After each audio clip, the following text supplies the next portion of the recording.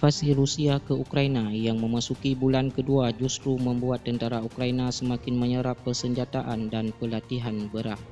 Sebuah transformasi yang ingin dicegah Presiden Vladimir Putin ketika memutuskan menyerang tetangganya. Daftar senjata yang mengalir ke Ukraina panjang dan terus bertambah panjang. Ini termasuk drone udara medan perang terbaru Amerika Serikat dan artileri paling moden dari Amerika Serikat dan Kanada. Ada juga senjata anti-tank dari Norwegia dan lainnya, kendaraan lapis baja dan rudal anti-kapal dari Inggris dan rudal kontra udara Stinger dari Amerika Serikat, Denmark dan negara-negara yang lain. Jika Ukraina dapat menahan Rusia, akumulasi persenjataan baratnya dapat memiliki efek transformatif di negara yang kebanyakan mengandalkan senjata dan peralatan dari era Soviet. Tetapi mempertahankan bantuan militer itu tidak akan mudah. Ini mahal dan untuk beberapa negara pemasok berisiko secara politik. Bantuan senjata Ukraina itu juga diambil dari persediaan barat yang pada titik tertentu perlu diisi ulang. Itulah sebabnya para menteri pertahanan dan pemimpin militer dari sekitar 40 negara akan berpartisipasi dalam pertemuan itu.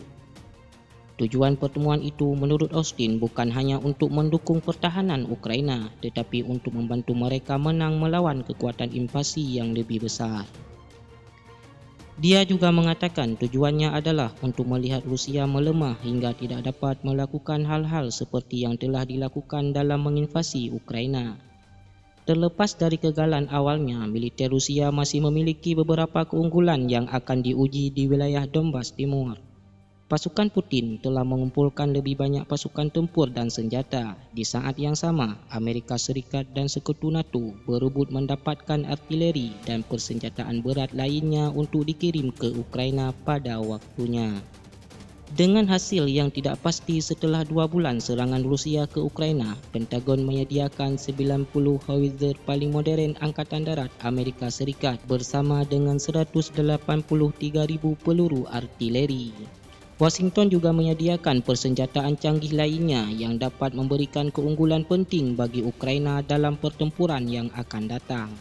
Amerika Serikat juga mengatur lebih banyak pelatihan untuk pasukan Ukraina tentang persenjataan utama, termasuk howitzer dan setidaknya 2 jenis pesawat tak berawak bersenjata. Austin dan Blinken mengumumkan 713 juta dolar Amerika Serikat dalam pembiayaan militer asing untuk Ukraina.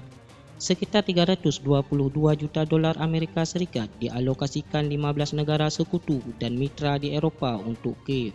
Sebagian untuk membantu transisi Ukraina ke persenjataan dan sistem pertahanan udara yang lebih maju.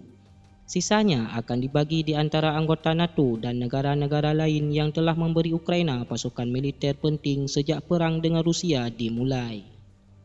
Pembiayaan tersebut berbeda dari bantuan militer Amerika Serikat untuk Ukraina sebelumnya. Ini bukan sumbangan senjata dan peralatan dari persediaan Pentagon, melainkan uang tunai yang dapat digunakan negara-negara untuk membeli persediaan yang mungkin mereka butuhkan. Ukraina mengatakan mereka membutuhkan lebih banyak lagi, termasuk sistem pertahanan udara jarak jauh, jet tempur, tank dan sistem roket multi peluncuran.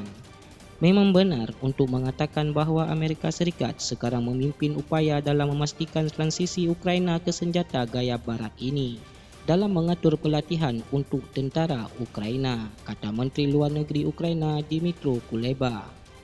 Jenderal Amerika Serikat yang memimpin NATO di Eropah dari 2013 hingga 2016, Philip Breedlove, mengatakan dalam ringkasan singkatnya tentang apa yang diinginkan Putin di Ukraina dan di tempat lain di pinggiran Rusia adalah senjata keluar, NATO mundur dan tidak ada Amerika.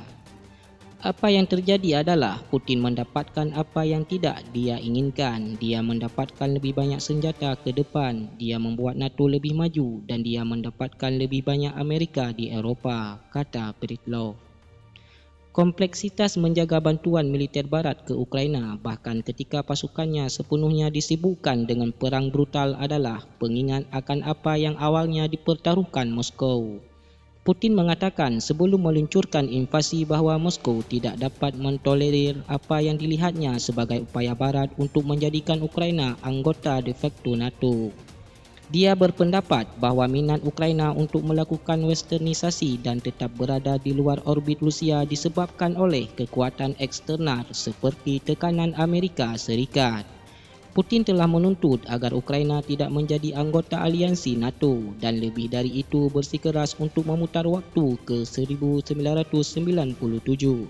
Sebelum NATO mulai menambahkan negara-negara bekas Soviet dan sekutu Soviet ke dalam barisannya. Ada sedikit prospek Ukraina bergabung dengan NATO, tetapi perang Rusia sebenarnya telah membawa NATO lebih dekat ke Ukraina, tambah Breedlove. Alhasil, bantuan itu mendorong prospek Ukraina untuk memasang pertahanan yang sukses bahkan di wilayah Donbas Timur di mana Rusia memiliki keuntungan tertentu dan di mana separatis yang didukung Rusia telah bertempur sejak tahun 2014 silam.